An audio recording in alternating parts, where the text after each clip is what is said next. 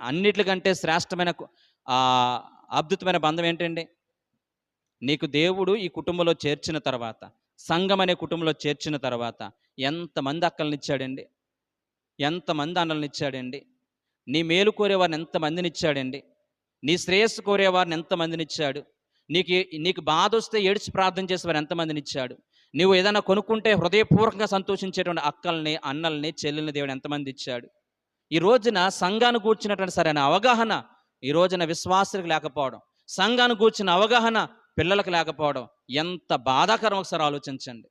దయచేసి నీకు దేవుడిచ్చినటువంటి ఈ భూలోక రక్త సంబంధుల కంటే ఆ పరమందున దేవాతి దేవుడు నీకిచ్చినటువంటి ఆత్మ సంబంధ రక్తంతో ఆయన కడిగి ఒక కుటుంబంగా మార్చిన ఈ యొక్క సంఘం అనే కుటుంబాన్ని కాపాడుకోవడానికి దేవుడు మనందరూ కూడా కృప చూపించును గాక. ఆమేన్. హల్లెలూయా.